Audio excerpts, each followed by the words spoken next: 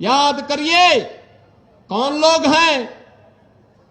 लोग हैं जो जातिवाद के आधार पर फिर से समाज को बांट रहे हैं? कौन लोग हैं जो अफवाह के आधार पर देश के अंदर विश्वास का संकट खड़ा कर रहे हैं? कौन वे लोग हैं जो लगातार भारत को भारत न बना रहे इसके लिए तमाम प्रकार से दुष्चक्र कर रहे हैं? और याद करेंगे तो ये वही लोग हैं जिन्होंने कहा था कि राम और कृष्ण तो हुए ही नहीं।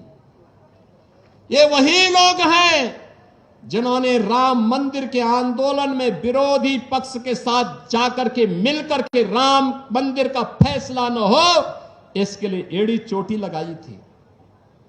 ये वही लोग हैं जो राम सेतु को तोड़ने के लिए तो उतावले दिखाई देते हैं लेकिन राम मंदिर के निर्माण का विरोध करते हैं।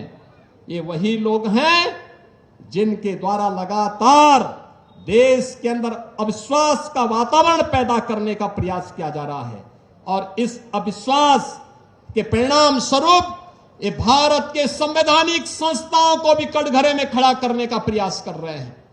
भारत के संवैधानिक संस्थाओं को खड़ा करने का मतलब भारत को एक बार फिर से कटघरे में खड़ा करके अविश्वसनीय बना देना। इनको देश की चिंता नहीं, इनको स्वयं के अस्तित्व का संकट इनके सामने है, इसलिए ये देश पर प्रश्न लगाने का प्रयास कर रहे हैं। भारत की अस्मिता के साथ अब खिलवाड़ करने पर उतारू हो चुके हैं और इसीलिए जब आज हम यहां पर आए हैं इस जौहर स्मृति संस्थान के कार्यक्रम में, यह संकल्प का दिवस हम सब के लिए होना चाहिए और यह संकल्प इस बात का संकल्प बनना चाहिए जो संकल्प सैकड़ों वर्षों से, विगत 1200-1300 वर्षों से इस वीर भूमि ने पूरे भारत भूमि को दिया है।